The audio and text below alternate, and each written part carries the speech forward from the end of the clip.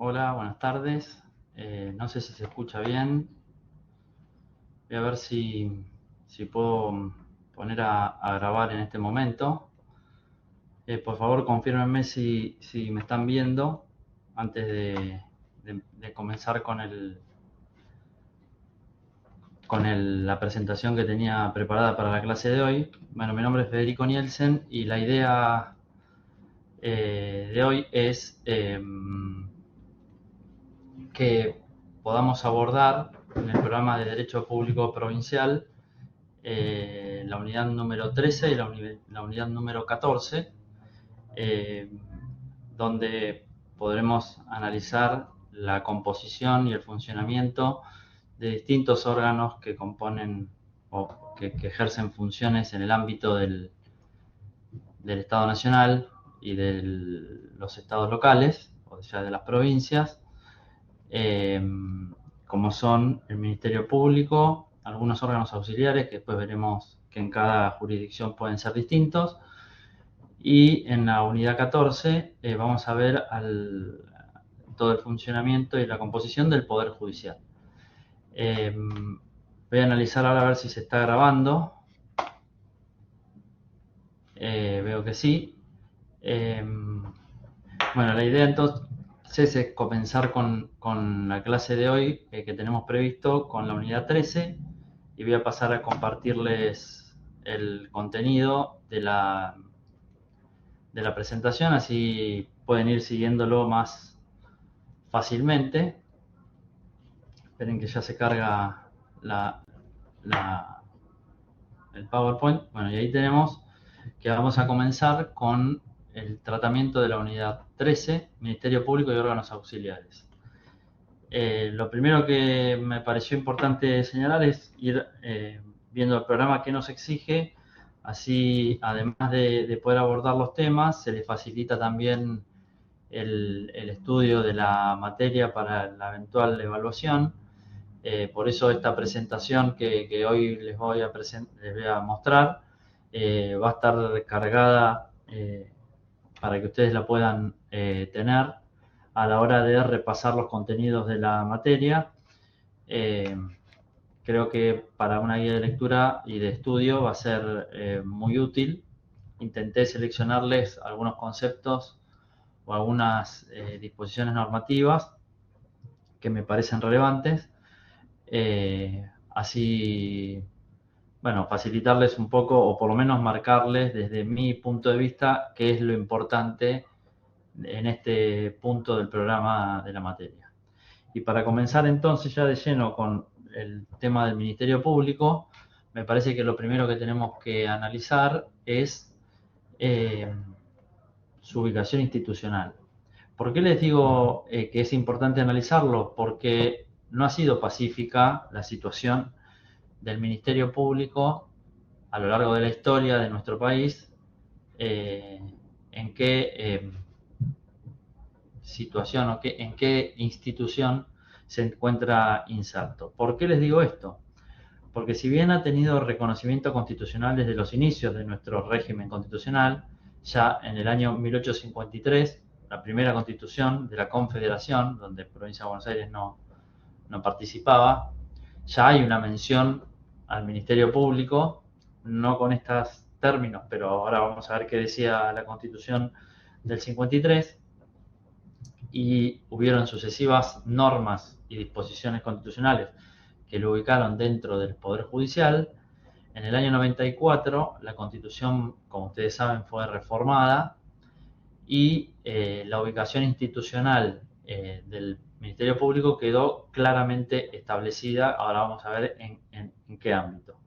A su vez que quedó, si bien tengo que aclararlo, la Constitución del 94, en el artículo 120, si bien aclaró o no dejó duda de cuál es la situación institucional en cuanto a en dónde está incardinado el Ministerio Público, sí dejó otras dudas que luego analizaremos. Por ejemplo, menciona dos autoridades que lo dirigen, porque lo subdivide en dos, que ahora vamos a ver cómo está subdividido hoy el Ministerio Público. Pero vamos por el principio, vamos a empezar ver qué decía la Constitución de 1853 vinculada al Ministerio Público. Y esto lo van a encontrar en esta filmina. Si ustedes se fijan en la presentación que están leyendo en este momento, encontrarán que en el año 1853, en el artículo 91, el constituyente redactó el siguiente texto.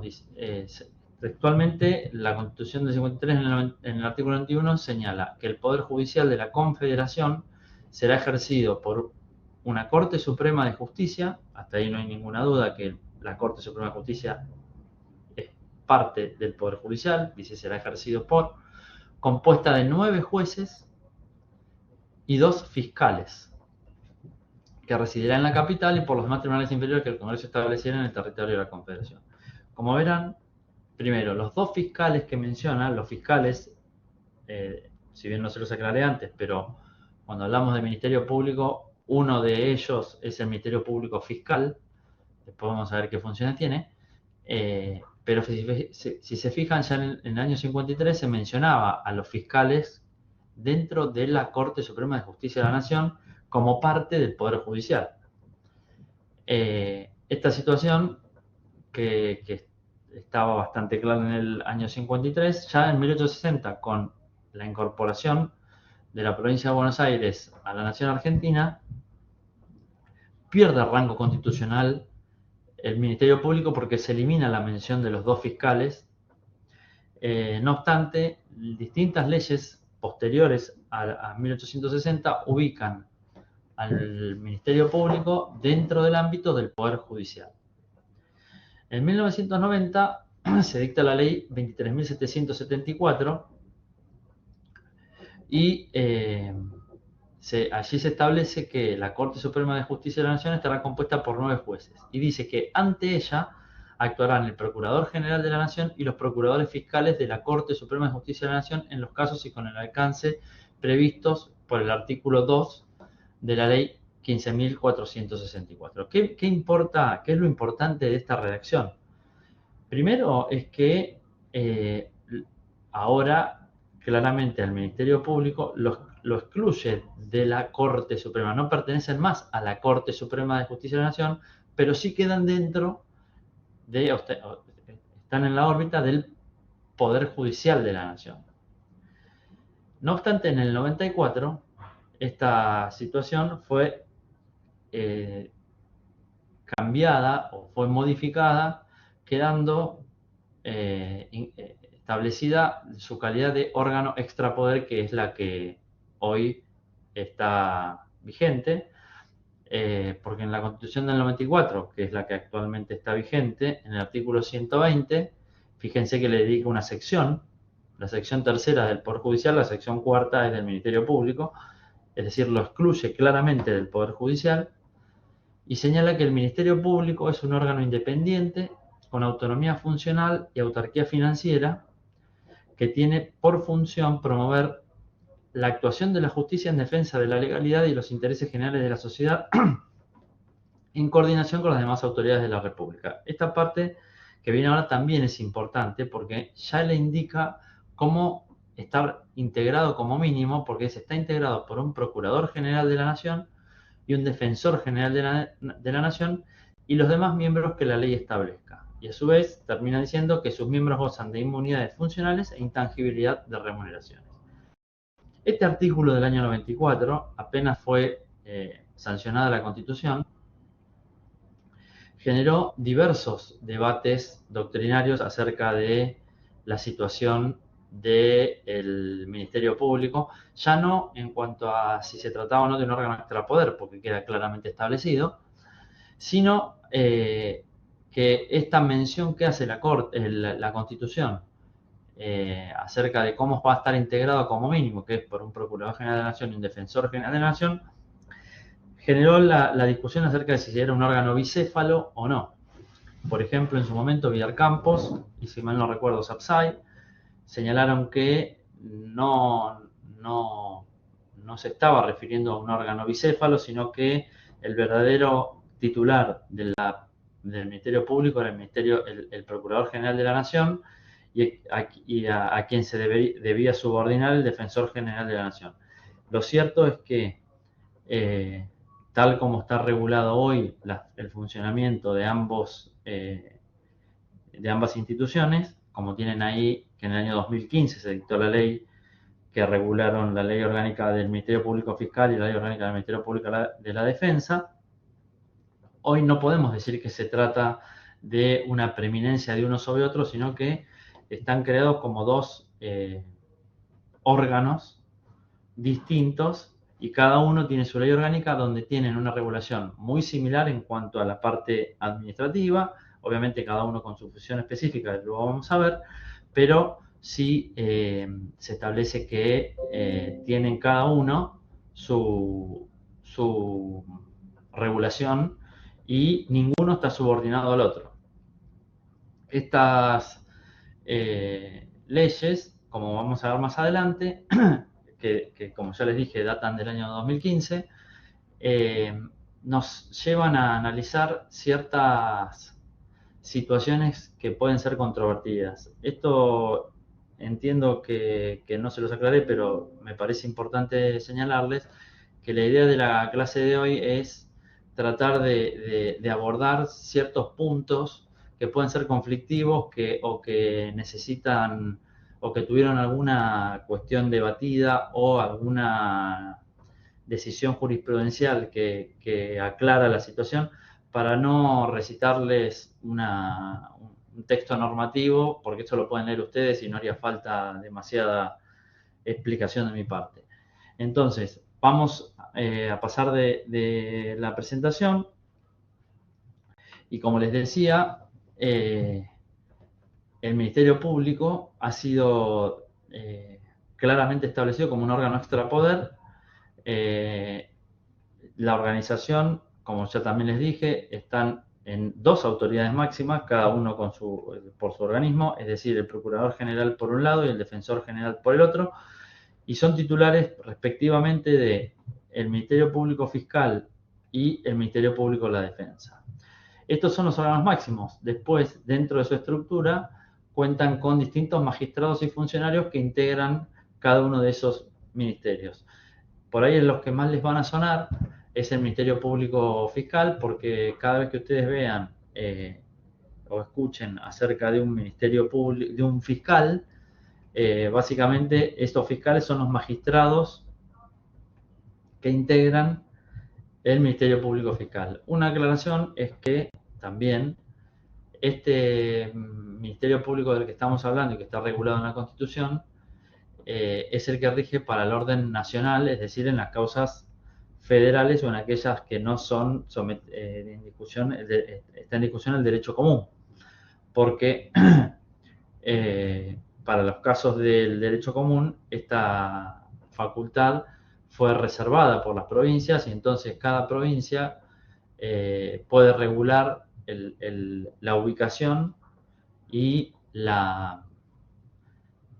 composición del Ministerio Público de cada jurisdicción. O sea, por eso puede pasar que lo que hablemos hoy vinculado al Ministerio Público Fiscal de la Nación no coincida exactamente con lo que ocurre en cada una de las jurisdicciones que integran la Nación Argentina. Es decir, cada provincia puede regularlo de la forma que le parezca más conveniente. Esto lo vamos a ver también con los órganos auxiliares, que es muy clara la distinción en algunos supuestos. Hecha esta aclaración,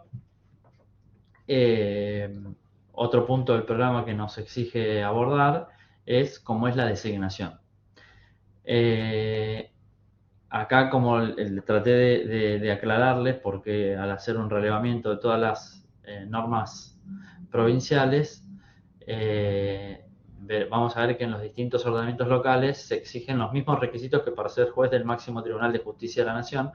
para ser procurador general o defensor general, depende si el defensor general existe como tal. Entonces, los requisitos son: hay un requisito que tiene que ver con la edad. No les puse qué edad porque puede variar de acuerdo a la jurisdicción, que donde tengan entre guiones senadores, porque se trata de los requisitos para ser senador. Otro requisito es la ciudadanía, es decir, que sea argentino. en algunos casos de las jurisdicciones provinciales que tiene que ser residente en la provincia. Renta, cuando se habla de renta, recuerde que en la Constitución para ser senador se exige una renta de 2.000 pesos fuertes. Este requisito de la renta, primero valga la aclaración, no se exige para los magistrados inferiores. Dicho esto, también parecería que quedó en desuso el requisito, ya que hoy, primero que el peso fuerte no tiene circulación hace más o menos 130 años, y si uno quisiera hacer la equivalencia de a cuánto equivaldría hoy los 2.000 pesos fuertes, serían aproximadamente 13 millones de pesos, entonces nos quedaríamos con gran parte de los senadores, en principio, y de los titulares de este Ministerio Público sin cumplir este requisito. Pero dicho esto, parecería que el requisito de la renta quedó en desuso. Luego otro requisito que se exige, que no se exige para ser senador por cuestiones obvias, es el título universitario. Claramente, en este caso, se va a exigir título universitario de ciencias jurídicas o de abogado. Y además, como es una función relevante, se exige que ese título universitario o la persona que goce del título universitario tenga cierta antigüedad en su ejercicio, que en general la antigüedad exigida son 8 años. Lo que me parece que es importante a la hora de analizar los requisitos, por ahí tal vez no es tan importante desde el punto de vista académico, establecer si son 30 años, 35 años, si son 8 de antigüedad o 10 de antigüedad, sino me parece que lo que tienen que evaluar acá es por qué se exigen estos requisitos. Y tal vez lo lleve a cuestionarse esta exigencia que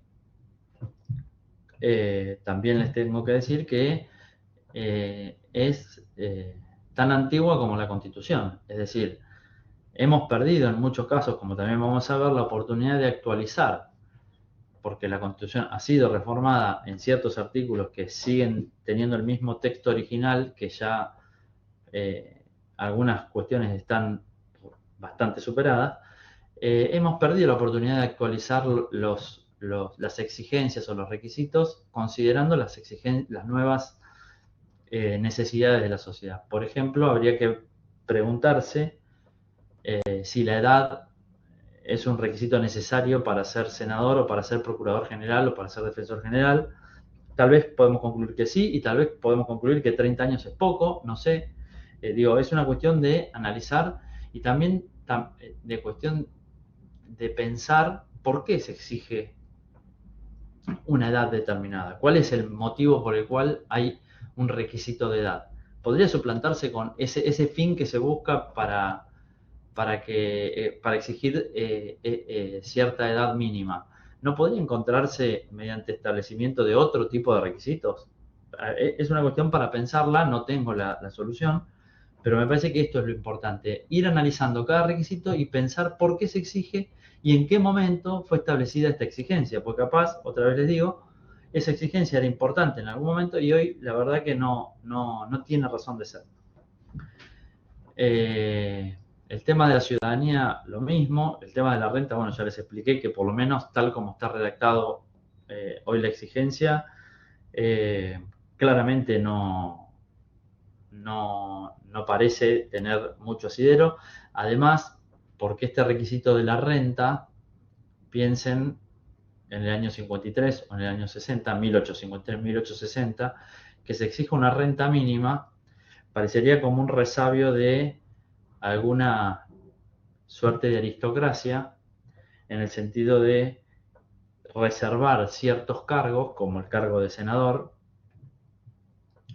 para personas de determinado estrato social. Por eso se exigía determinada renta. Esto habría que analizar si hoy,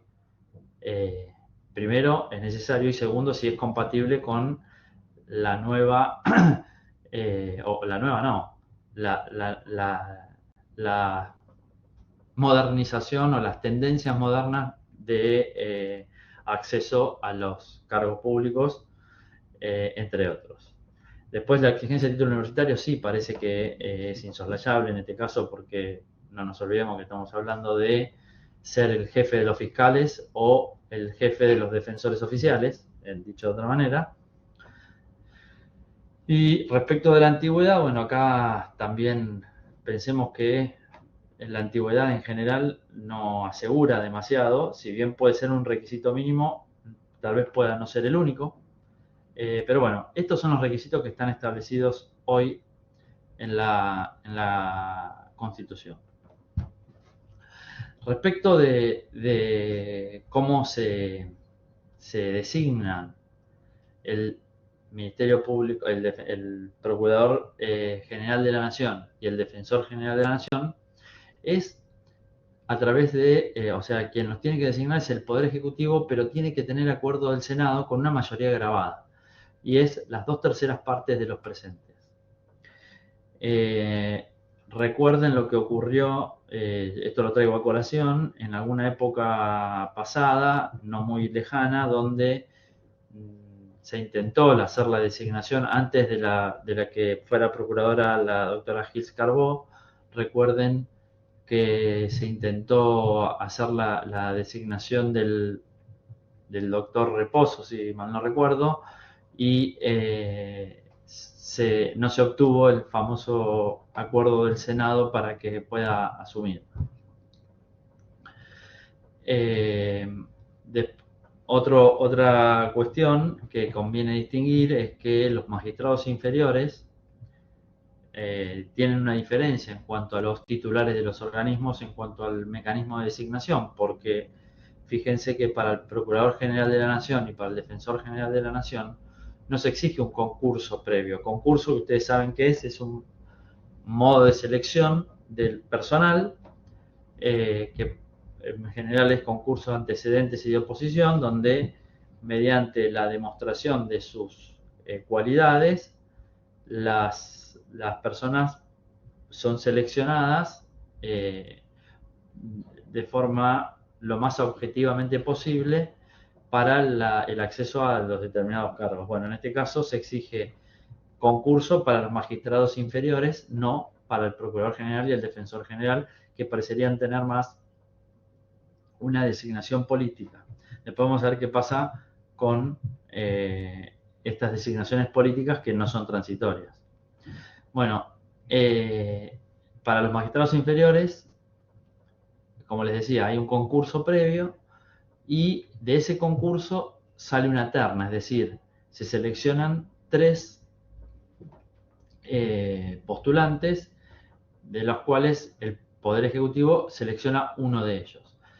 En este caso, también debo aclararles que de los 3 postulantes, el Poder Ejecutivo tiene libertad para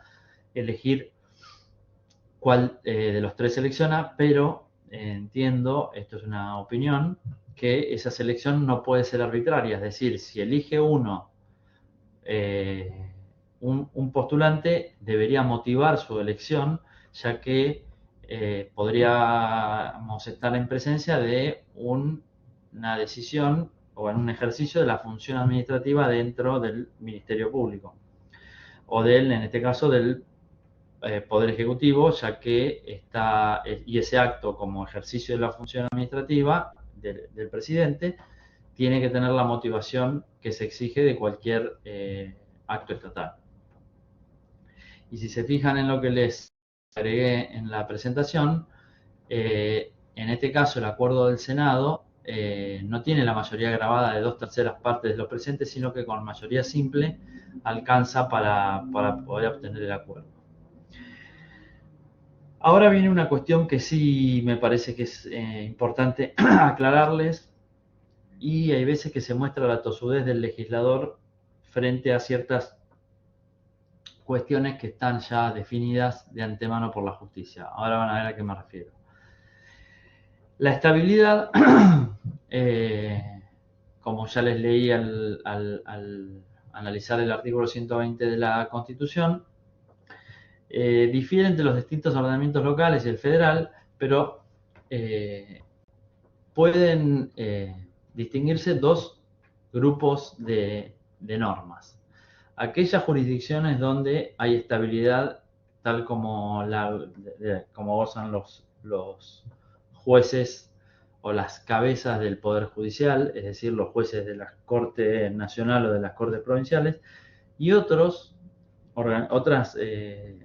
normas locales, constituciones locales sobre todo, donde ya en la propia Constitución se establece un plazo determinado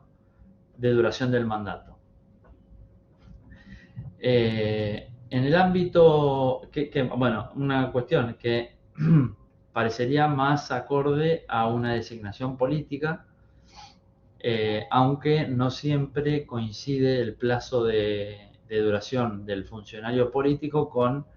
el del funcionario miembro del Ministerio Público. Dicho esto, les aclaro que en el orden nacional, tanto el Procurador General como el Defensor General, una vez que tienen las 2/3 partes del acuerdo, son designados y no tienen un plazo establecido de duración del mandato, sino que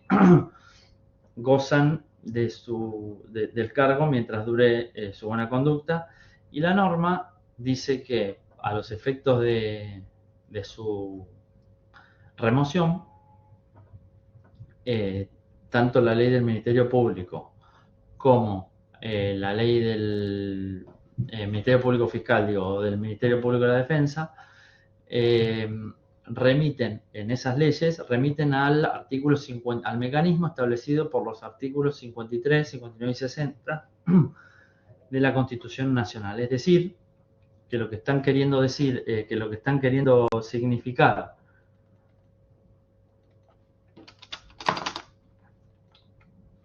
estas normas es que la remoción del Procurador General de la Nación y el Defensor General de la Nación es a través del juicio político. Esto tiene alguna cuestión que me parece que debemos profundizar. Yo sé que en otra bolilla tuvieron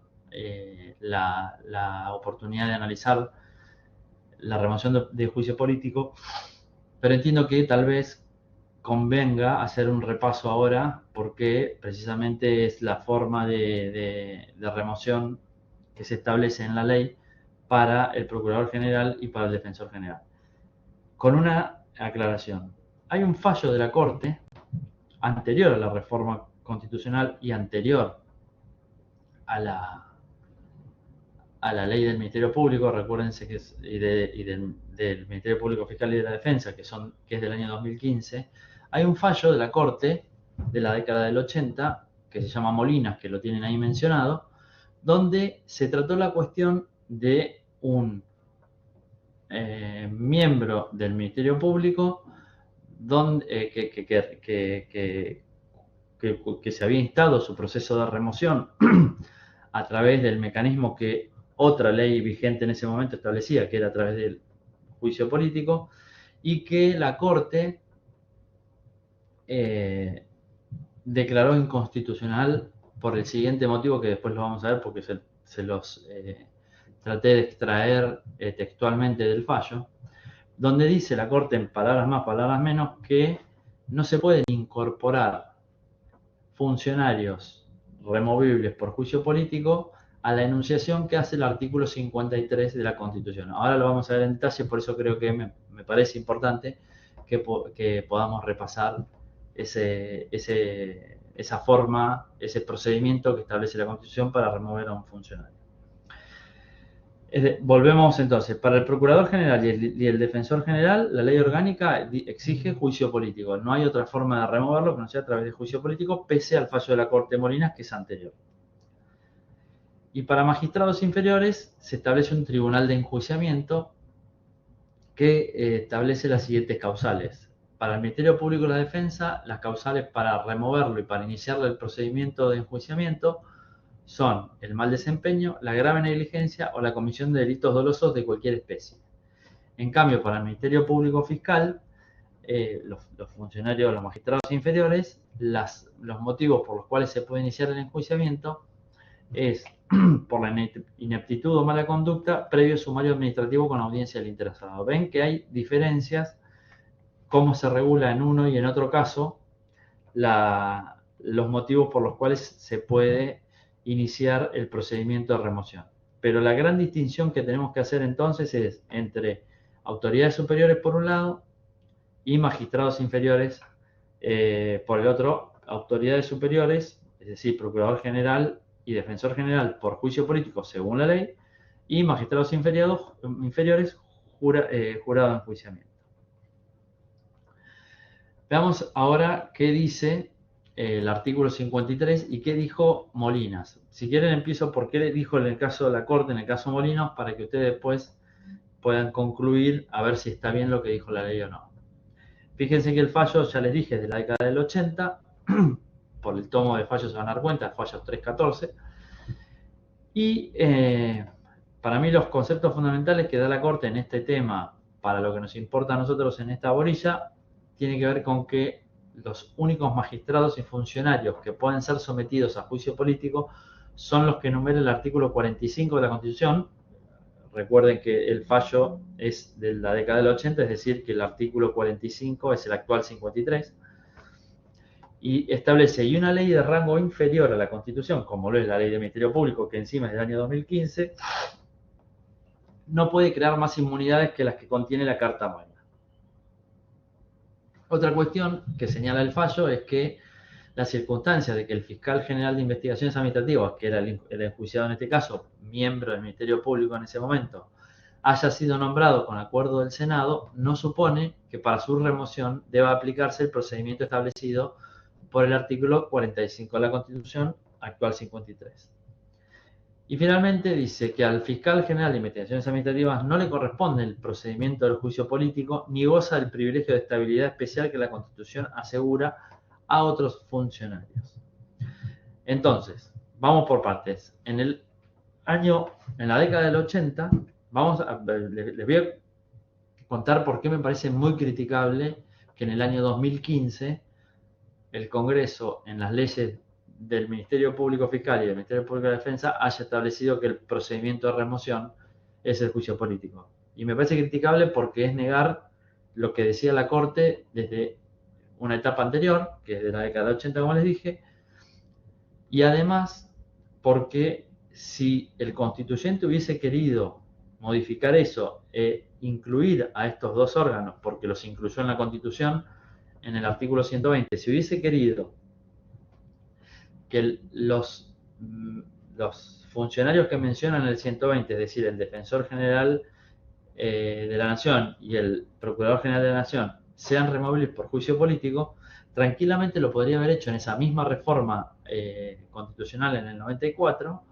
al incorporarlos en el artículo 53, porque no se olviden que el artículo 53, como ahora vamos a ver, fue modificado en el 94, porque se incorporó el jefe de gabinete, por ejemplo, y se excluyeron los magistrados inferiores. Entonces, si el constituyente hubiese querido que el procurador general y el defensor general estuviesen incluidos en el procedimiento de remoción por juicio político, lo hubiese incorporado en el artículo 94, que también reformó ese propio constituyente, y no lo hizo. Entonces, habiendo un fallo previo que dice que no se pueden incorporar funcionarios al procedimiento de juicio político por ley,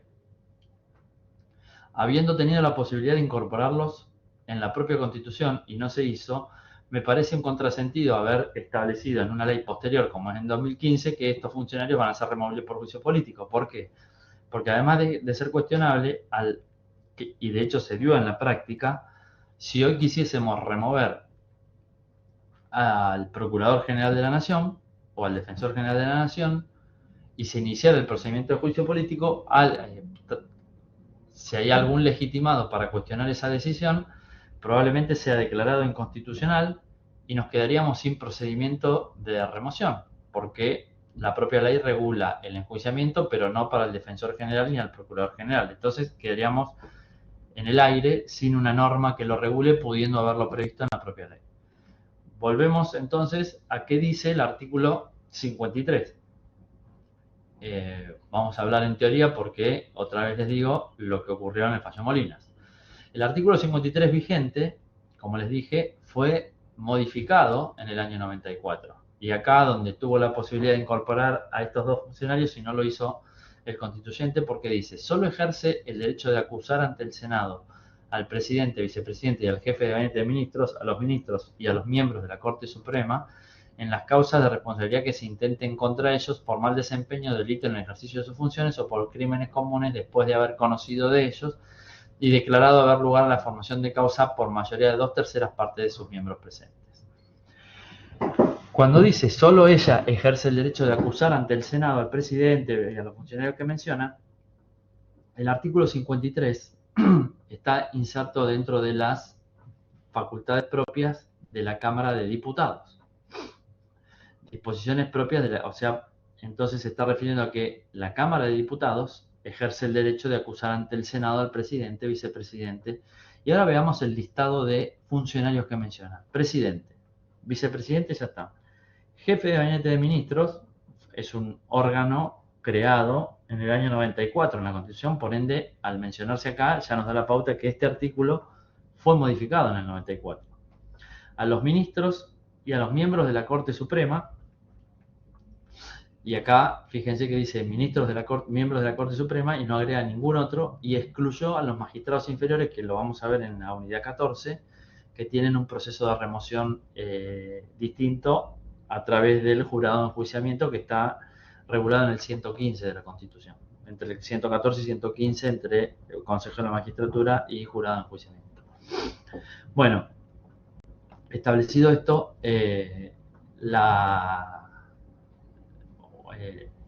ya vemos qué funcionarios son removibles por juicio político. No están los dos que nos ocupan, pero supongamos que la ley no es declarada inconstitucional, así que vamos a seguir analizando cómo se regula este procedimiento. Dice, en las causas de responsabilidad que se intenten contra ellos, hasta ahí no hay ninguna duda, y dice, por mal desempeño o por delito en el ejercicio de sus funciones o por crímenes comunes. O sea que tenemos tres causales. Es por mal desempeño, por delito en el ejercicio de sus funciones y por crímenes comunes. Una pregunta que ya tiene resolución, pero que tienen para mí una vaguedad estos conceptos que es difícil de predeterminar. Está bien que no estamos hablando de una sanción penal, y donde debería haber una tipicidad bastante más estricta, pero fíjense que dice por mal desempeño. Dentro de mal desempeño puede entrar cualquier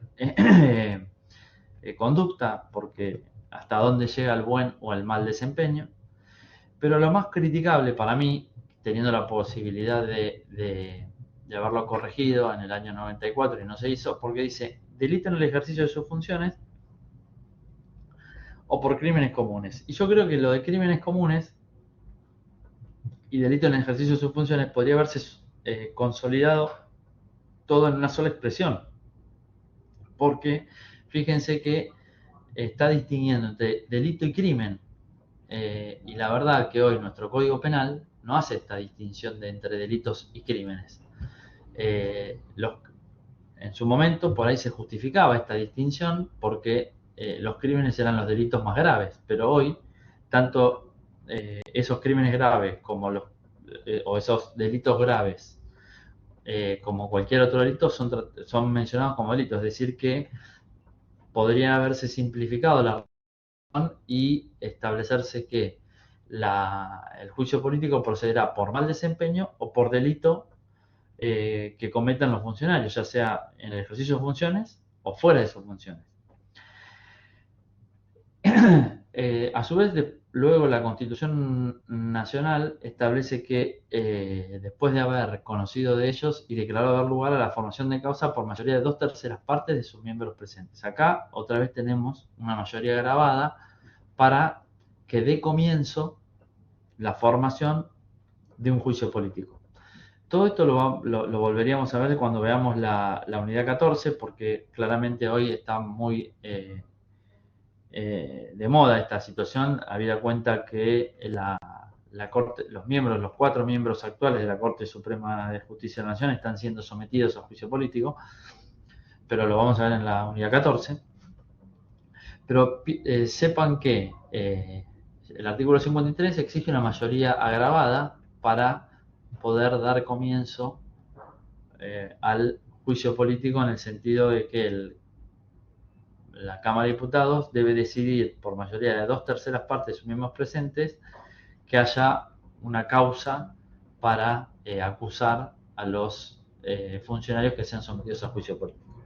Y si se fijan, del 53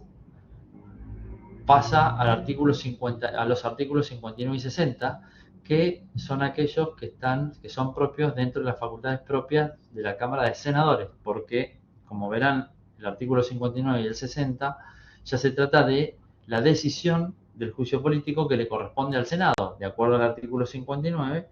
se señala que al Senado le corresponde juzgar en juicio público a los acusados por la Cámara de Diputados. Y acá tienen cómo juegan las dos cámaras en el ámbito del juicio político. La Cámara de Diputados acusa y la Cámara de Senadores juzga. Y dice, los miembros que van a juzgar, los miembros del Senado que van a juzgar, deben prestar juramento para ese acto. Y dice que cuando el acusado sea el presidente de la Nación, recuerden que uno de los funcionarios, el primero que se menciona en el artículo 53, el presidente de la Nación, dice que el Senado será presidido por el presidente de la Corte Suprema. Esto es porque si no, el Senado es presidido por el vicepresidente, que es el que le sigue en línea sucesoria, y también no solamente que el presidente de la Corte podría garantizar mayor independencia que un funcionario que, en el caso de que el presidente sea destituido, pasa a ser a ejercer la función del Poder Ejecutivo, como es el vicepresidente, sino que además precisamente lo que se trata de dar es cierta relevancia al proceso cuando el acusado es el presidente. Luego el artículo 59 lo que señala es que ninguno será declarado culpable sino mayoría de los 2/3 de los miembros presentes. Hay una cuestión que no les dije, que no tiene mucho que ver con el tema que nos ocupa, del defensor y del procurador general, pero que sí es otra inconsistencia, que dice que cuando el acusado sea el presidente de la Nación, el Senado será presidido por el presidente de la Corte Suprema. Y ahora, cuando el acusado sea el vicepresidente, ¿quién va a presidir el Senado? La Constitución no dice nada. Y la verdad que acá lo que estaría pasando es que el vicepresidente de la Nación, que es el presidente del Senado, va a ser, cosa que no podría, el acusado y el presidente del órgano que lo juzga. En consecuencia, la solución más acorde sería que el Senado sea presidido o por el presidente de la Corte o por, que no podría, imagino, porque debería estar en la Constitución, o por el presidente provisional del Senado, que es el que le sigue en línea sucesoria al vicepresidente. Y finaliza el artículo 59 estableciendo qué mayoría necesitamos para que aquel que sea acusado por juicio político sea declarado culpable, y exige que sea una mayoría de 2/3 de los miembros presentes. Otra vez mayoría agravada. Como se ve, se exige una mayoría agravada. No nos vamos a detener mucho más en lo que son las causales, ya las vimos, pero sí me parece interesante cuál es el fin que podría tener el juicio político. Porque lo único que puede hacer al decidirse, y lo dice el artículo 60, que su fallo no tendrá más efecto que destituir al acusado. Esto genera cierta discusión, porque, a ver, que pueda destituirlo no está en duda, pero ¿hasta dónde llegan las facultades del juzgador? Porque, otra vez, dice, su fallo no tendrá más efecto que destituir al acusado, que es para lo que fue iniciado el juicio, es decir, para sacarle el cargo, por decirlo de una manera más coloquial, pero después agrega, y aún declararle incapaz de ocupar ningún empleo de honor, de confianza o a sueldo de la Nación. Y después dice, pero la parte condenada quedará, no obstante, sujeta a acusación, juicio y castigo conforme a las leyes ante los tribunales ordinarios. En esto, esta última parte, después volvemos sobre la primera parte, pero esta última parte me parece que tiene que ver cuando, en los casos en que el funcionario enjuiciado, en este caso el procurador general o el defensor general, sea sometido a juicio político por haber sido encontrado o haber estado en curso en delito en el ejercicio de funciones o fuera de sus funciones, porque después, si no, no habría ningún otro motivo para que quede sometido a juicio y castigo conforme a leyes ante los tribunales ordinarios, que en este caso serían los tribunales penales. Dicho esto, volvemos a ver lo que dice la Constitución en el artículo 60 y dice, porque parecería que dice, su fallo no tiene más efecto que destituir al acusado, hasta ahí estamos de acuerdo, es decir, quien era funcionario deja de poder ocupar la función, pero le agrega como una pena accesoria, podría entre signos de pregunta, porque dice, podría y aún declararle incapaz de ocupar ningún empleo de honor o de confianza o sueldo de la nación. Es decir, parecería una inhabilitación, además de haberlo destituido. Y acá, con esta redacción de las normas, yo les agregué unos puntos de 5 puntos que podrían ser cuestiones controvertidas que se dan en el marco del juicio político, que entiendo ya las habrán visto, pero por ahí conviene recordarlas. Uno, las causales es lo que ya vimos, que parecería que está sobreabundante la cuestión de crímenes comunes y delitos en ejercicio de sus funciones, y a su vez muy difícil de llenar con un contenido concreto que implica mal desempeño. Y acá hay una cuestión importante que se dio en otro momento, cuando se inició el juicio de la Corte en la década del 2000, donde algunos de ellos fueron destituidos y otros renunciaron, pero la cuestión era decidir si mal desempeño podría configurarse o podría darse en los casos donde el poder político no esté de acuerdo con el contenido de la sentencia. Porque, ¿qué pasa? En esos casos que les menciono de la década del 2000, la Corte los miembros de la Corte fueron sometidos a juicio político con fundamento en algunas decisiones que habían adoptado en determinadas sentencias. Entonces, lo que cabe preguntarse es si puede ser un juez de la Corte o un procurador general o un defensor general sometido a juicio político por el contenido de los actos que dicta o que suscribe, vinculados a su función, de la cual debe gozar de independencia, como vimos al principio. Es una cuestión que bastante dudosa. Otra cuestión que no está definida es qué ocurre con la renuncia. ¿Qué pasa si durante el trámite del juicio político el funcionario renuncia? Acá la doctrina está dividida. Algunos señalan que se torna abstracto el juicio político porque si el único fin que tiene, como dice el artículo 60, es destituir al acusado, si renuncia, básicamente queda sin objeto porque se destituyó solo, entre comillas. Entonces no tenía ningún sentido seguir el juicio político. Y otra corriente doctrinaria, haciéndose eco de lo que ocurre en las normas de empleo público, señala que la renuncia no debería extinguir el juicio político, ya que aún puede establecerse la accesoria, entre comillas, de la inhabilitación. Recuerden que dice que además de destituir al acusado, puede declararlo incapaz de ocupar ningún empleo de honor, de confianza o a sueldo de la nación. Una cuestión acá también importante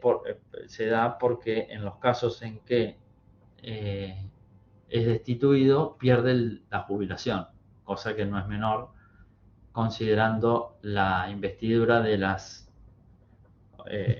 los funcionarios que están sometidos a este tipo de proceso. Podríamos extendernos mucho más sobre cada una de las cuestiones, pero voy a tratar de ir un poquito más rápido. Otra cuestión debatida es si en el ámbito nacional, en el ámbito de los funcionarios del juicio sometidos a juicio político, esto lo aclaro porque para los magistrados inferiores esto no es una duda porque se prevé expresamente, es si puede suspenderse al enjuiciado durante el trámite del juicio político. Esto fue ya decidido por la Corte en el fallo Molina O'Connor en el año 2004, donde precisamente se aceptó esta posibilidad, pese a que Molina O'Connor la cuestionó.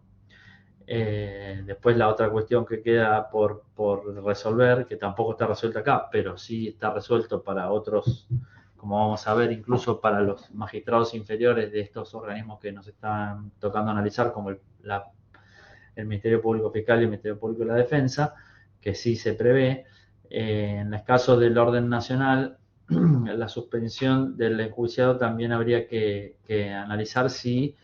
le corresponde que se le pague el salario o no mientras dure la suspensión.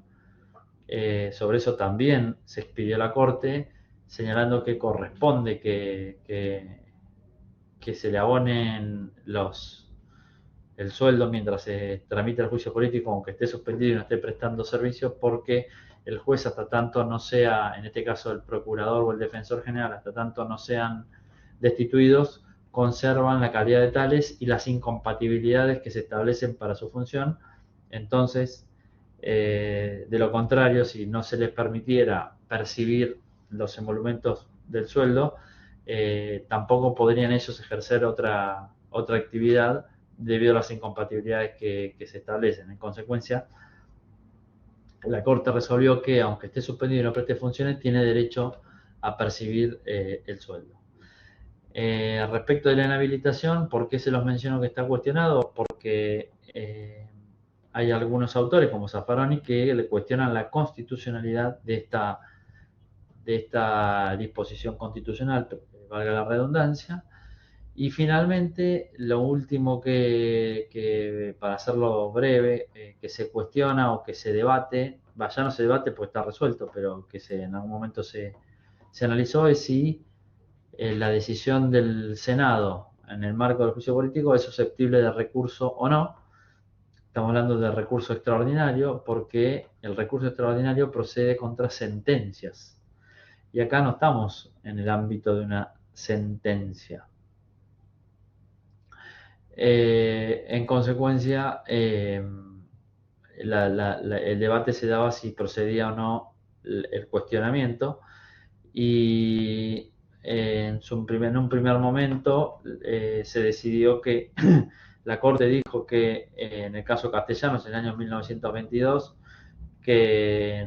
no era procedente el recurso. Con este texto dice: el recurso extraordinario que autoriza el artículo 14 de la ley 48 y el 6 de la 4055 se refiere únicamente a las decisiones del Poder Judicial. En consecuencia, no procede contra una resolución tomada por el Senado de la provincia de Salta en un juicio político, separando de su cargo a un gobernador. Pero por otro lado, más tarde, en el caso de Grafinia Latino en el año 86 y en el caso Nicosia del 93, dos magistrados judiciales, la Corte admitió la posibilidad de que sea cuestionada judicialmente esa decisión de que no tenía una sentencia judicial previa. Siguiendo con la remoción, que obviamente, como les pongo ahí en la presentación, está estrechamente vinculada con la estabilidad, porque fíjense que la remoción tanto de los funcionarios superiores como de los magistrados inferiores tiene un procedimiento específico, porque estos funcionarios duran mientras dura su buena conducta. Se prevé un tribunal de enjuiciamiento para el enjuiciamiento o para la destitución, básicamente, de los magistrados inferiores. El Tribunal de Enjuiciamiento, que tiene 7 miembros. Esto se los digo porque cuando veamos Consejo de la Magistratura también es una cuestión bastante cuestionada en el ámbito judicial, como habrán visto en este último tiempo, acerca de la composición de estos tribunales de enjuiciamiento del Consejo de la Magistratura. Pero volviendo al tema que nos ocupa ahora, que es de la remoción. de los magistrados inferiores del Ministerio Público Fiscal y del Ministerio Público de la Defensa, tenemos que decir que el Tribunal de Enjuiciamiento está compuesto por 7 miembros, y acá esto se los menciono para todos los casos, para los del Consejo de los Magistrados Judiciales también, es que lo que se tiende es a tratar de mantener un equilibrio entre la composición política y la composición técnica de los miembros que van a decidir la destitución o la acusación de estos magistrados. Volviendo al tema particular, la composición es de 7 miembros, tanto para unos como para otros, es decir, para el Ministerio Público Fiscal y para el Ministerio Público de la Defensa. Duran 3 años, y la composición es la siguiente: son 3 vocales con determinados requisitos, miembros que son los de la Corte, designados uno por el Poder Ejecutivo, uno por el Senado y uno por el Consejo Interuniversitario Nacional. Después, 2 vocales que deben cumplir con los requisitos para ser miembro de la Corte, designados por la Federación Argentina de Colegios de Abogados, y uno por el Colegio Público de Abogados de Capital Federal. Y después, 2 vocales que deben ser elegidos por sorteo entre los defensores públicos oficiales, con rango no menor al juez de cámara y 3 años de antigüedad en el cargo, uno por el interior y uno por los de la Ciudad Autónoma de Buenos Aires. Esto es para el Ministerio Público y la Defensa. En cambio, para el Ministerio Público Fiscal, esos 2 vocales que mencionaba recién deben ser elegidos por sorteo entre los magistrados del Ministerio Público Fiscal de la Nación, uno entre los fiscales generales y otro entre los fiscales. Como verán, acá se trata de que los propios magistrados que están sometidos a este proceso de remoción tengan cierto análisis de su conducta por sus pares. Por eso, en uno y otro caso, se exigen que ese tribunal de enjuiciamiento esté integrado precisamente por algunos pares de los que están siendo enjuiciados. Como les decía, se prevé expresamente que puede suspender al imputado y que percibe el 70% de sus haberes, y el otro 30% queda sometido a embargo a las resultas del juicio. Si es absuelto, se le devuelve. Y acá dices, y percibirá el total de la embargada teniendo el principio de intangibilidad de las remuneraciones. Habría que ver cómo se hace para garantizar esa intangibilidad de ese 30% que puede haber perdido valor mientras duró el procedimiento. Para no ir en detalles, porque me parece que esto puede variar, pero las decisiones que se toman por mayoría, recuerden que son 7, pero fíjense que para hacer una sentencia condenatoria se exige una mayoría agravada de 5. Es decir que necesitamos 5 de 7 que voten por la destitución. Se establece un plazo para dictar sentencia que no parece irrazonable, porque uno no puede estar sometido permanentemente a un proceso cuyo fin es la remoción, y además mientras está suspendido y percibiendo el 70% de sus haberes, que el plazo es de 180 días. Y en el caso de que se pida la absolución, ese pedido de absolución es obligatorio para el tribunal. Otra vez, y si hubiese, como pasa con el juicio político, si hubiese una decisión condenatoria, lo único que tiende este procedimiento de enjuiciamiento es a remover al condenado, pero después eso dependerá del motivo por el cual fue removido. Podrá ser enjuiciado por la justicia común por el delito que haya cometido. Y finalmente se establece que la sentencia puede ser recurrida. Lo que hay una distinción entre ambos organismos es que en un caso puede ser recurrida por el condenado, y en otro caso es por el condenado o por el acusador. En ambos casos, tanto en el Ministerio Público Fiscal como de la Defensa, el Tribunal de Alzada es la Cámara Nacional de Apelaciones en el contencioso administrativo.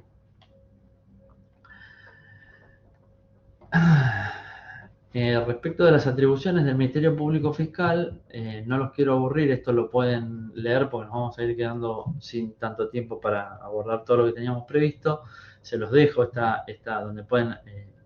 analizar las facultades, pero sí me parece importante que se queden con una idea clara de el Ministerio Público Fiscal, que tiene funciones en materia penal y en materia no penal. La más habitual, la más común, la que más van a conocer y las que más les va a sonar es las funciones en materia penal, que son claramente la investigación y la acusación en el marco y el ejercicio de la acción penal pública, que en general tienen el Ministerio Público Fiscal tiene el monopolio de la acción penal, es decir, son quienes, los fiscales, son quienes impulsan, quienes investigan y quienes deciden la acusación o no en los casos en que se produce un delito. Va a depender qué fiscal investigue de acuerdo al ámbito en el cual se dé el delito y el motivo por el cual, si se trata de un delito federal o un delito de derecho o de una cuestión que esté sometida a los tribunales provinciales. En ese caso serán los fiscales de cada provincia los que llevan adelante la acción penal, considerando la normativa de organización y el código procesal penal de la jurisdicción. Pero después, además de las funciones en materia penal,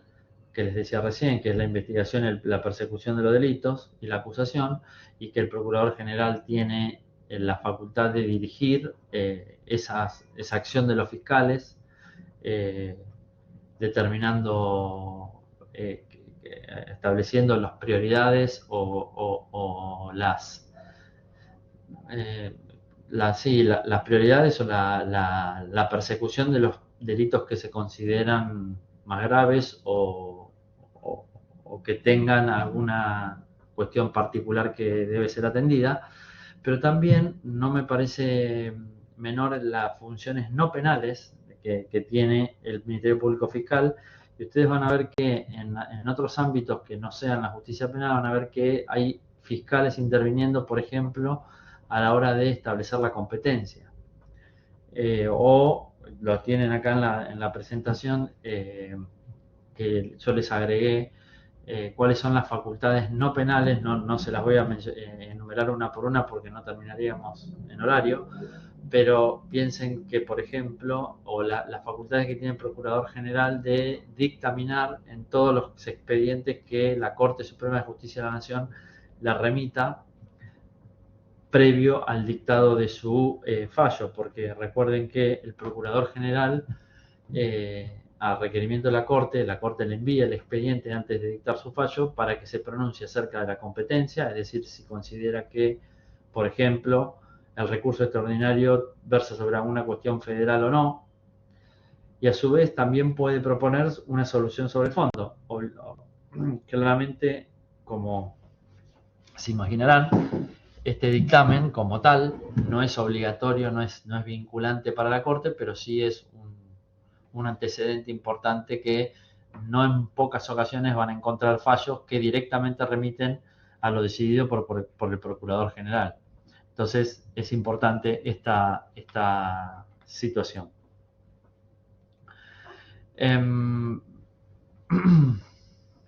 Acá tienen lo que les mencionaba de las funciones en materia no penal. Y respecto al Ministerio Público de la Defensa, me parece que es bastante ilustrativa la definición que tienen ahora en la presentación, que señala que es una institución de defensa y protección de derechos humanos que garantiza el acceso a la justicia y la asistencia jurídica integral en casos individuales y colectivos de acuerdo a los principios, funciones y previsiones establecidas en la ley. Y señala que promueve toda medida tendiente a la protección y defensa de los derechos fundamentales de las personas, en especial de quienes se encuentren en situación de vulnerabilidad. El Ministerio Público de la Defensa, como podrán advertir, por ejemplo, está integrado por los defensores oficiales o los defensores de pobres y ausentes. Básicamente, ahí tienen un ejemplo claro de cuál es la función del Ministerio Público de la Defensa.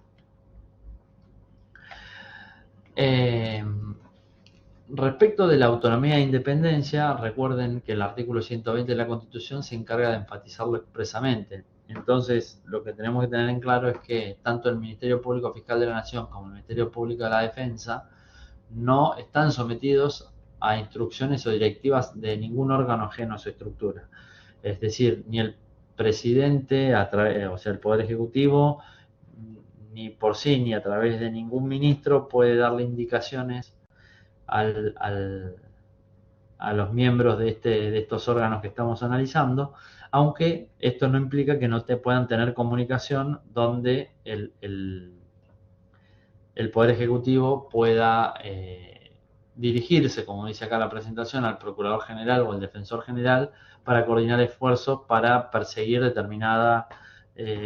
cuestión penal que tenga algún interés para la sociedad,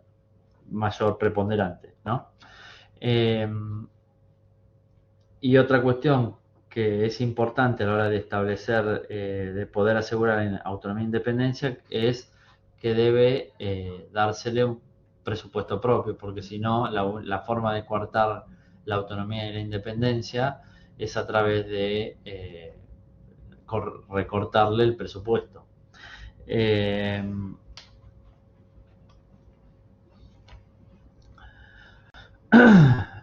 Acá el nexo entre estos órganos, esto no se los dije, entre estos organismos y el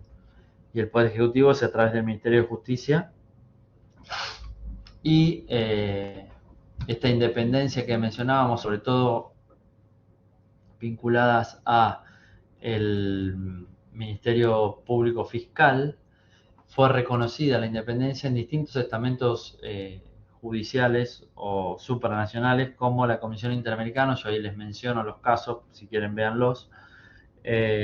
donde la Comisión Interamericana, la Corte Interamericana, incluso la Corte Suprema de Justicia de la Nación, han establecido ciertos criterios de independencia de los miembros del Ministerio Público Fiscal. No me puedo detener en ello por una cuestión de tiempo. Y respecto de las inmunidades, me parece que no difieren mucho de lo que ya pueden conocer acerca de no pueden ser arrestados, porque es una de las formas de coartar la libertad, salvo que obviamente estén en casos de flagrante delito. Otra cuestión es que están tanto el Procurador General como y los miembros del Ministerio Público Fiscal y del Ministerio Público de la Defensa están exentos del deber de declarar como testigos ante los tribunales, en cuyo caso lo que tienen que hacer, lo pueden hacer por escrito. Y después, bueno, no pueden ser molestados en el ejercicio de funciones. Y una cuestión importante es que no pueden ser condenados en costas en las causas que intervengan como tales, precisamente por la obligación que tienen de intervenir. Con esto me parece que podríamos dar por concluido lo que es el Ministerio, un mero pantallazo general de lo que es el Ministerio Público en la Constitución y cómo está regulada su funcionamiento. Obviamente lo deberían ampliar con la presentación que no les mencioné entera, y obviamente con los libros de texto que les parezcan pertinentes. Y ahora sí me parece decirles dos palabras acerca de los órganos auxiliares que tenemos en esta bolilla, que tiene que ver con el control. Se mencionan acá la Sindicatura General de la Nación y la Auditoría General, en realidad la Auditoría General de la provincia y la Auditoría General de la provincia, la Sindicatura General de la provincia y la Auditoría General de la provincia, pero me parece que acá lo más importante, para decirlo brevemente, y después sí los remito a la presentación, es que básicamente podemos distinguir dos mecanismos de control interno y externo. Primero, la primera definición de control interno y externo se da en cualquiera de los dos casos. Es decir, actualmente en el orden nacional y en algunas provincias argentinas, el control interno está a cargo de la Sindicatura General y el control externo a través de la Auditoría General. Pero el control externo en realidad es del Poder Legislativo, tengan en cuenta eso.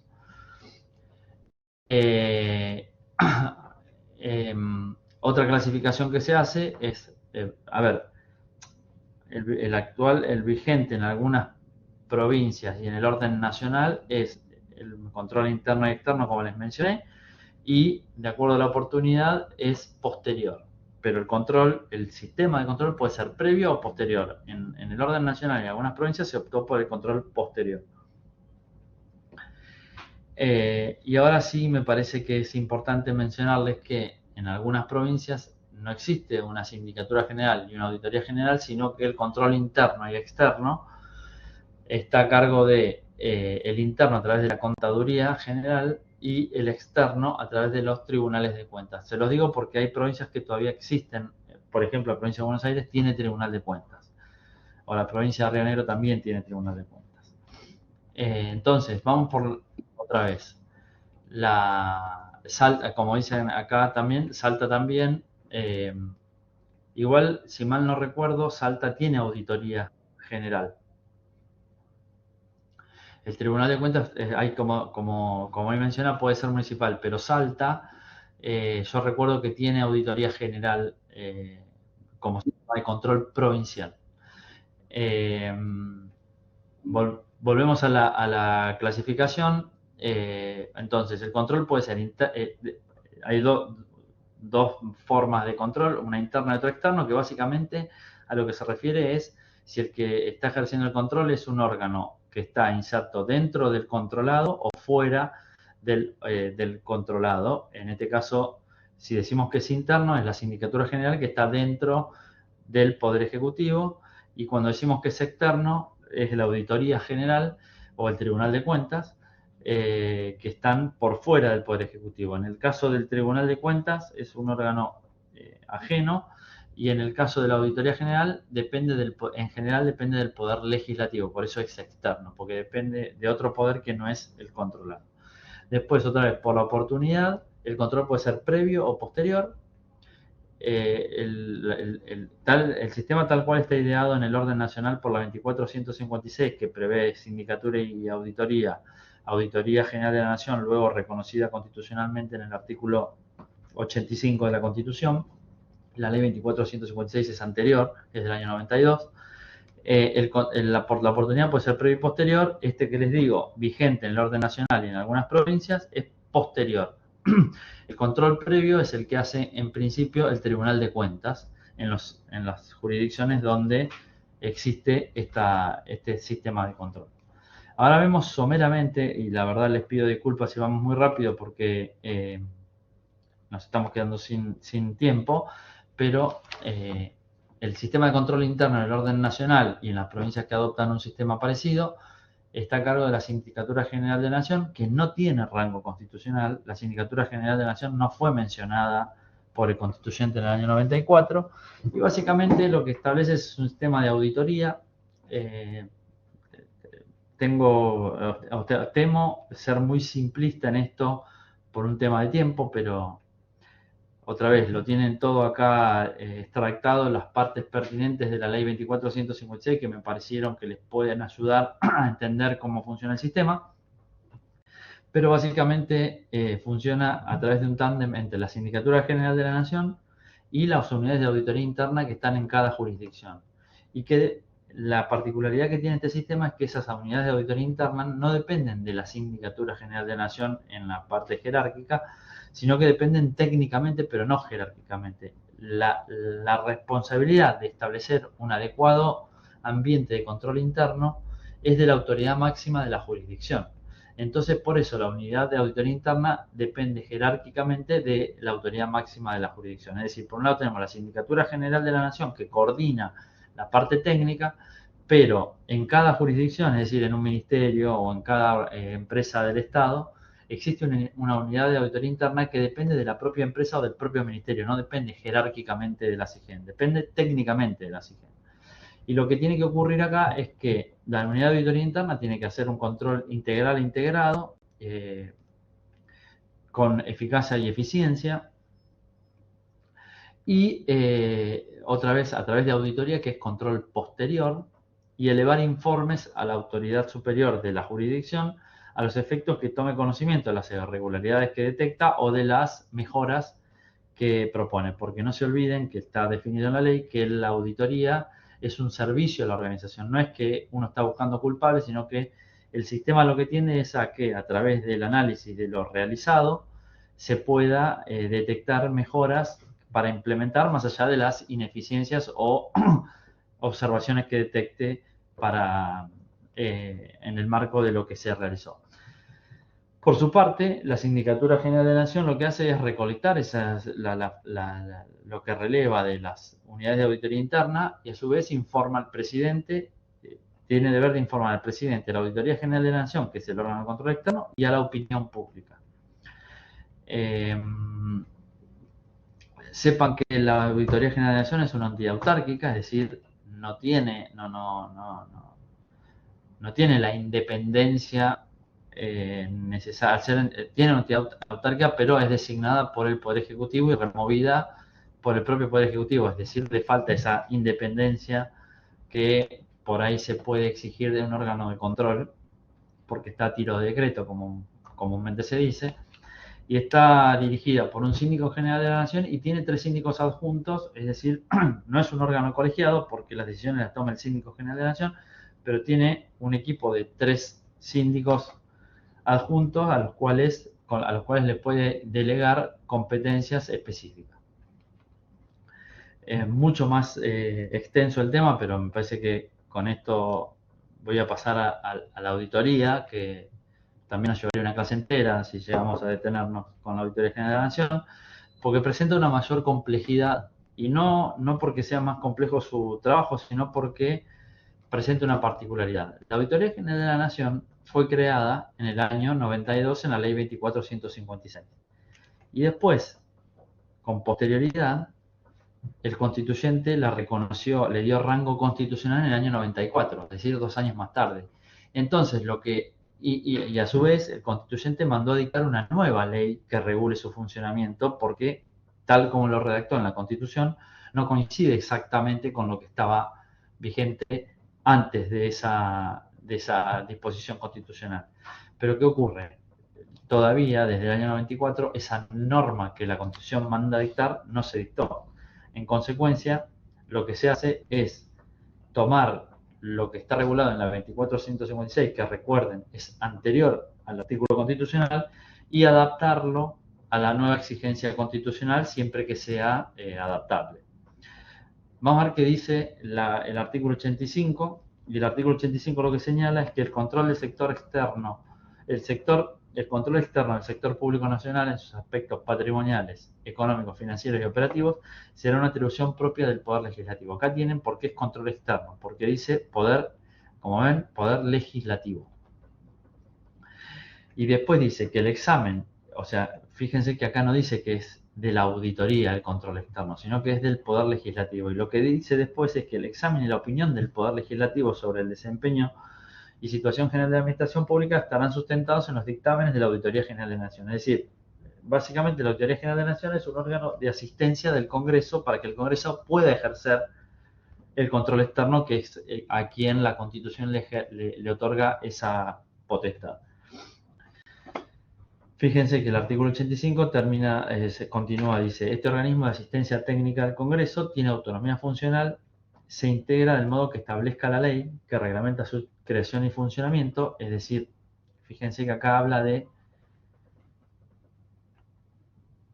fíjense los tiempos verbales que también están confusos, porque dice, se integrará a futuro del modo que establezca la ley que reglamenta su creación, como que si ya está reglamentada,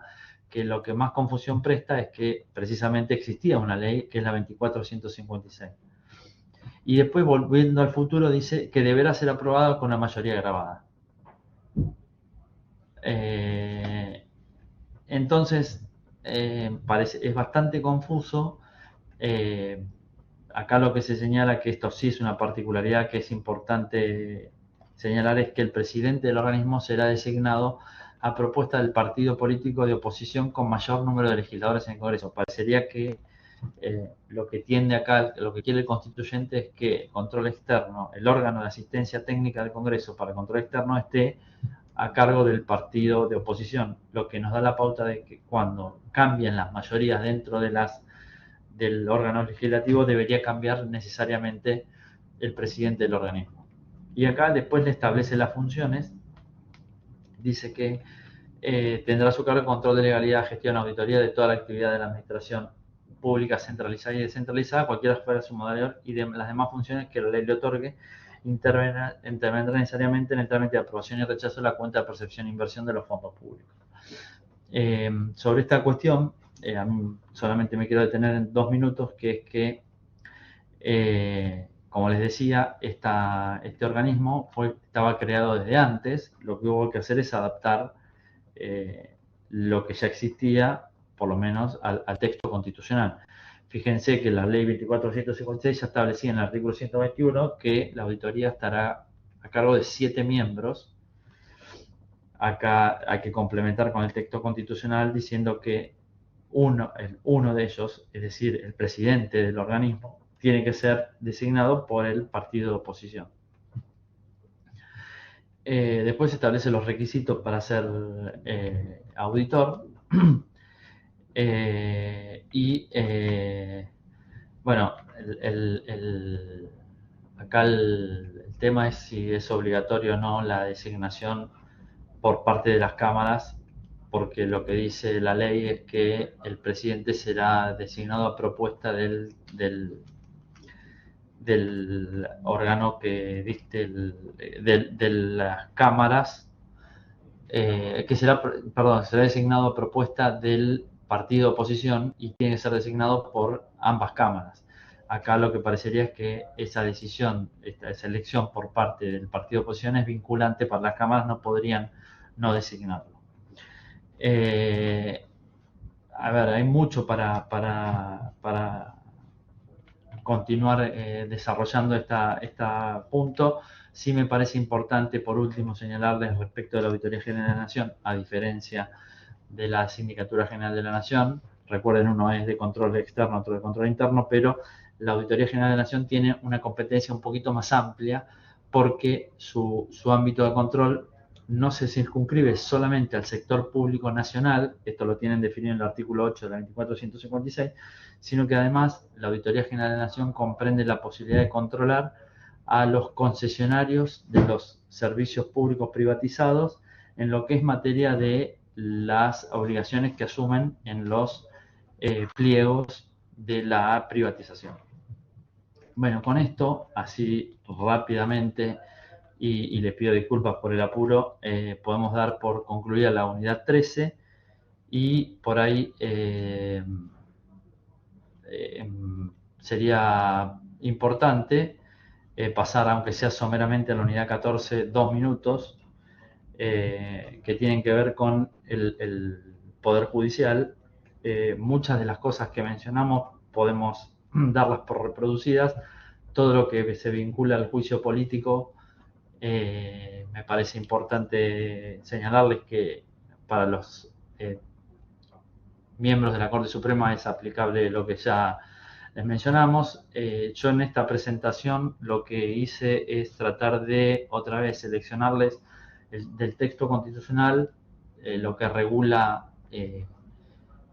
los puntos importantes que se regulan vinculado a lo que me parece que es trascendente para estudiar la bolilla. Sepan que tanto el que fija los tribunales inferiores a la Corte es el Congreso, de acuerdo al 75 inciso 20, que es el Poder Ejecutivo, es el que nombra a los miembros de la Corte. Hay un montón de temas que se nos van a escapar. Yo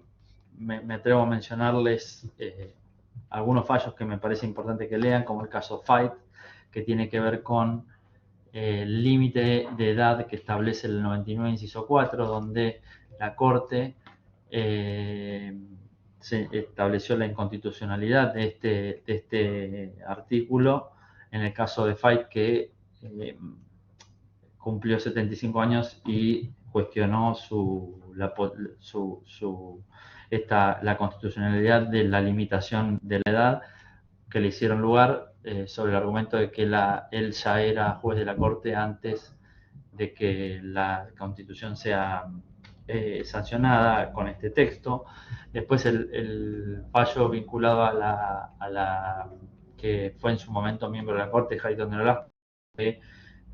se generó alguna suspicacia acerca de la falta de cuestionamiento de la apelación del fallo que le dio lugar a que se mantenga en el cargo aún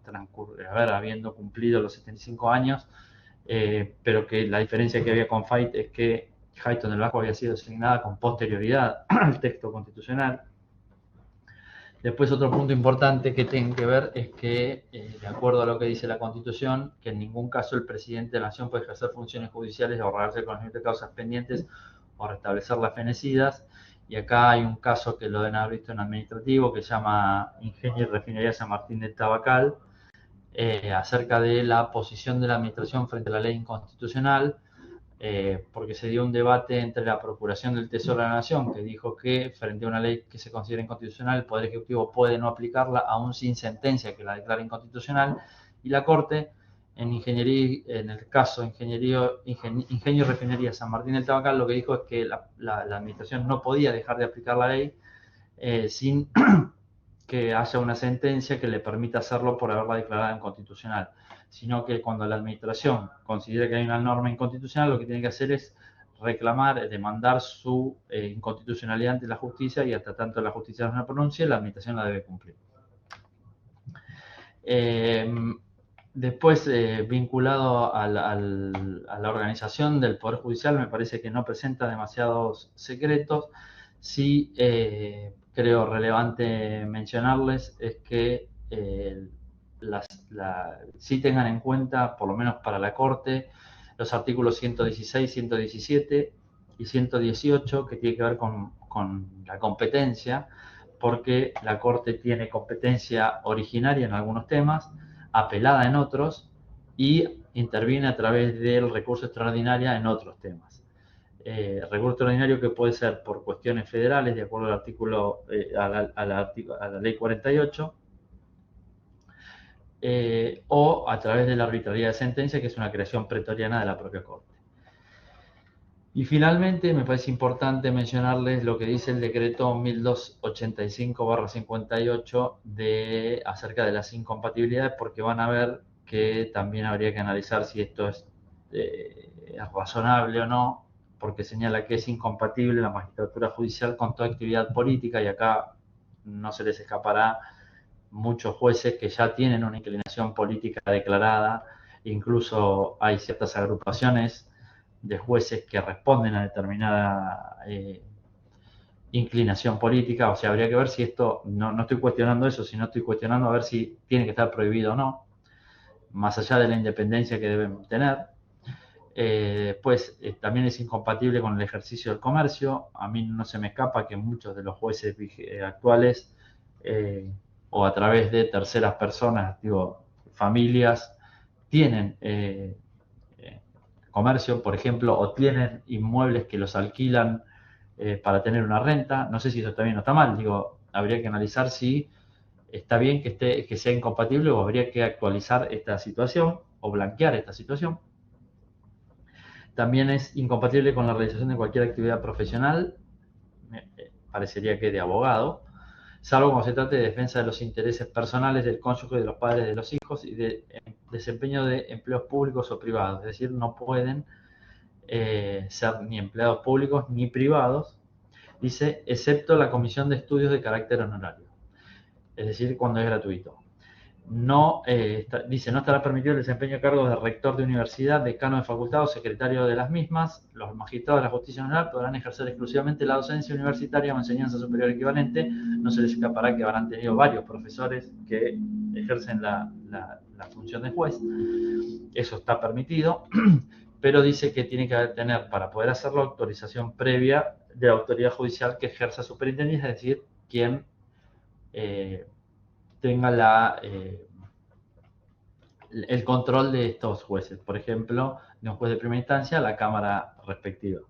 Y dice que a los jueces de la Nación les está prohibido practicar juegos de azar, concurrir habitualmente a lugares destinados a ellos, o ejecutar actos que comprometan la dignidad del cargo, y acá habría que ver hasta qué se interpreta con comprometer la dignidad del cargo.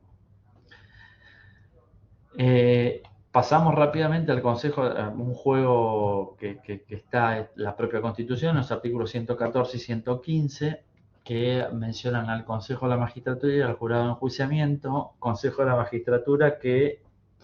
es el clásico ejemplo que pueden ver de ejercicio de función administrativa en el ámbito del Poder Judicial, porque el Consejo de la Magistratura pertenece al Poder Judicial y es la que se encarga, por ejemplo, de la administración del Poder Judicial, además de la selección de magistrados, pero es la que se encarga de la parte presupuestaria, por ejemplo. Sobre el Consejo de la Magistratura, lo trascendente que tienen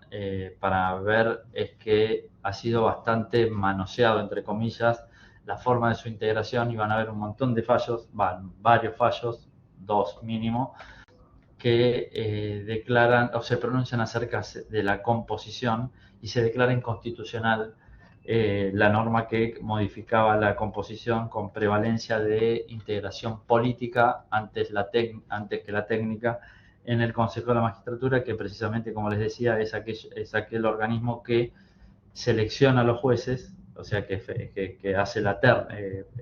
conforma las ternas para elevar al Poder Ejecutivo y que administra el Poder Judicial. ¿Por qué les digo esto? Porque recientemente hay un fallo de Colegio Público de Abogados donde se cuestionó la ley que había reducido a 13 la cantidad de miembros del Consejo. Originalmente, con la ley del año 98, tenía 20 miembros, y al reducir a 13 y establecer 7 funcionarios de extracción política, se señaló, la Corte señaló que esto no mantenía un equilibrio entre la parte política y técnica, porque se le daba preeminencia a la parte política, y eso fue declarado inconstitucional, y lo que se estableció es que